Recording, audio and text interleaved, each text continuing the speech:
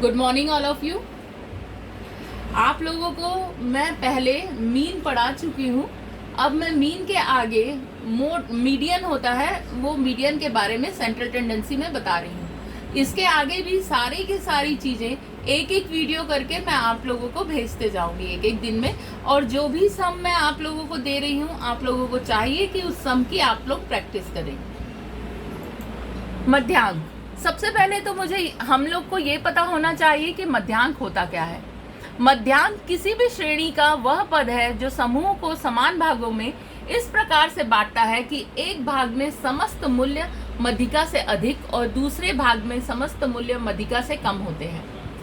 Garrett ने कहा है कि जब अव्यवस्थित अंक या अन्य मापक्रम में व्यवस्थित हों तो मध्य का अंक ही मध्यांक कहलाता है। इसका मतलब ये हुआ कि अगर हमारे पास अलग अलग प्रकार की श्रेणियां होंगी तो उन श्रेणियों को जब हम एक ऑर्डर में व्यवस्थित करेंगे, एक ऑर्डर मतलब असेंडिंग ऑर्डर या डिसेंडिंग ऑर्डर में व्यवस्थित करेंगे, तो जो भी पद सबसे बीच में आएगा वही उसका मध्यांक होता है। मध्यांक का फॉर्मूला होता है md is equal to n+1/2 अथ टर्म्स। n जो है यहाँ पे प्राप्तांकों की संख्या है। आप लोग यहाँ पे एक सम देखिए जहाँ पे अव्यवस्थित आंकड़े दिए गए हैं, अव्यवस्थित आंकड़ों से मध्यांक की गणना करना। तो सबसे पहले हमें अंकों को आरोही क्रम अर्थात असेंडिंग ऑर्डर में अरेंज करना पड़ेगा। असेंडिंग ऑर्डर में अरेंज करने के लिए हम सबसे पहले लिखेंगे यहाँ पे 7, then next 8, then 9, then 10, then 11 and 15 and 16। जब हमने इनको सभी को असेंडिंग ऑर्डर में अरेंज किया तो यहाँ पे हम फॉर्मूला अप्लाई करेंगे md is equal to n+1 term divided by 2।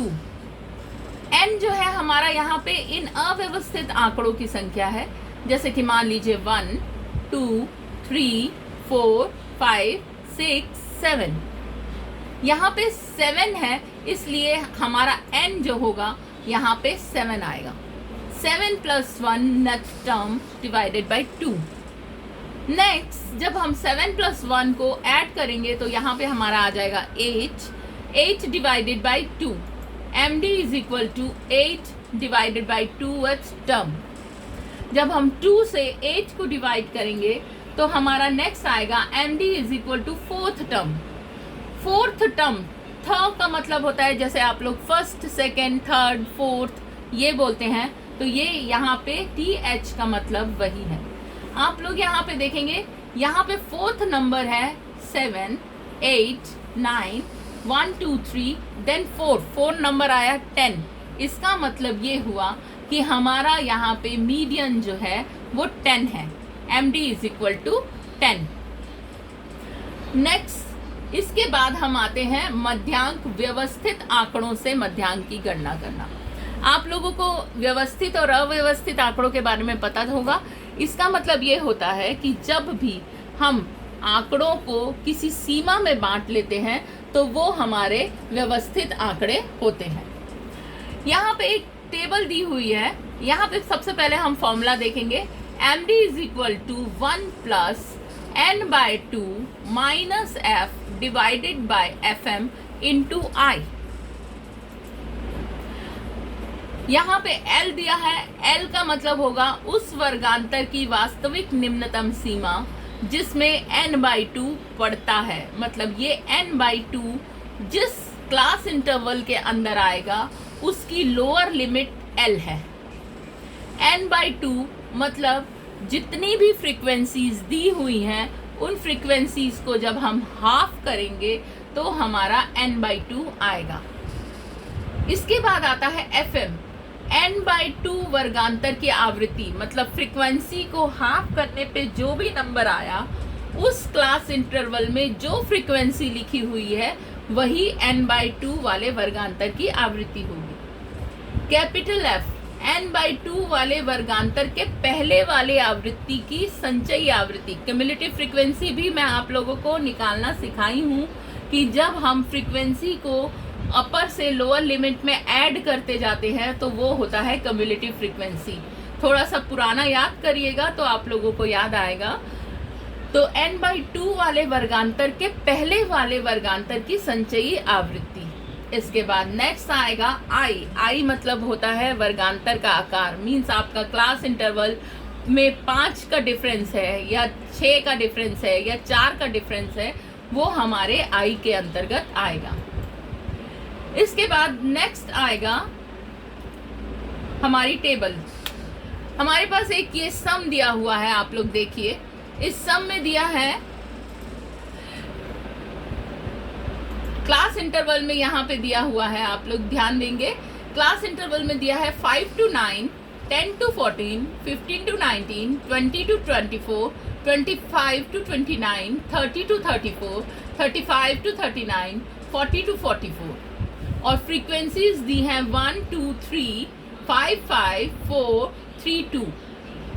Cumulative frequency निकालने के लिए हमें इनको ऐड करना पड़ेगा। 1 + 1 फर्स्ट कॉलम में 1, 1 + 2 3, 3 + 3 6, 6 + 5 11, 11 + 5 16, 16 + 4 20, 20 + 3 23 एंड 23 + 2 25।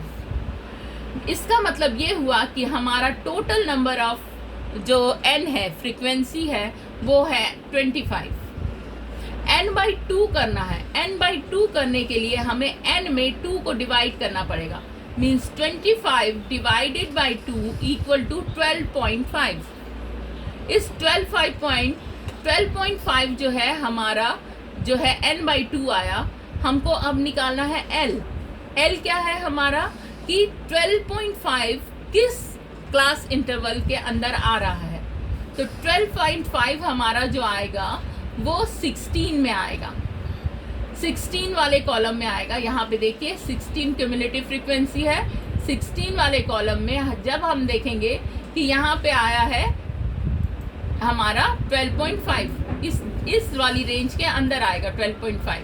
तो 12.5 की लोअर लिमिट क्या होगी? 25 की लोअर लिमिट मैंने आप लोगों को बताया है। जब हम लोअर लिमिट और अपर लिमिट निकालते हैं तो 0.5 को माइनस करते हैं। लोअर लिमिट में हम 0.5 को माइनस करेंगे और अपर लिमिट में 0.5 को ऐड करेंगे। तो यहाँ पे हमें लोअर लिमिट चाहिए, निम्नतम सीमा। निम्नतम सीमा के लिए हम 25 में से 0.5 को माइनस करेंगे तो हमारा L आ जाएगा 24.5। इसके बाद F है कि जिस वर्गांतर में हमारा F जो है हमारा 11 आएगा, क्योंकि हमारे को F जो है वो है जो कि उसके ऊपर वाली क्यूमुलेटिव फ्रीक्वेंसी है। जिस वर्गांतर में हमारा n/2 आया है उसके ऊपर वाली क्यूमुलेटिव फ्रीक्वेंसी। तो हमारा क्यूमुलेटिव फ्रीक्वेंसी यहाँ पे जो हमारा आया है 12.5 16 के अंदर आया है। तो 16 से ऊपर वाले की क्यूमुलेटिव फ्रीक्वेंसी है 11। तो F हुआ हमारा 11। I हमारा 5 हुआ, क्योंकि 25 to 29 के बीच में 5 का डिफरेंस है। 25, 26, 27, 28, 29 5। तो इसलिए हमारा I = 5 है और FM भी 5 है। FM मतलब ये हुआ कि जहाँ पे 12.5 आ रहा है उस वर्गांतर की आवृत्ति मतलब 5। इसकी यहाँ पे 12.5 आ रहा है तो इसकी आवृत्ति या फ्रीक्वेंसी कितनी है? 5। तो इसलिए हमारा FM भी 5 आएगा। नेक्स्ट इसके बाद हम इन सभी वैल्यूज़ को फॉर्मूला में पुट करेंगे। फॉर्मूला में पुट करने से देखेंगे MD = 24.5।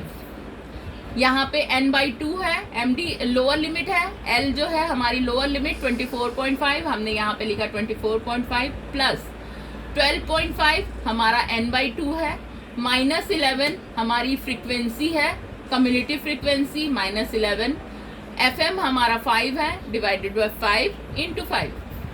अब 24.5 प्लस 12.5 माइनस 11 किए तो 1.5 आया डिवाइडेड बाय 5 इंटू 5। ये 5 और 5 कट जाएगा तो यहाँ पे आएगा MD = 24.5 प्लस 1.5। तो 24.5 प्लस 1.5 होता है 26।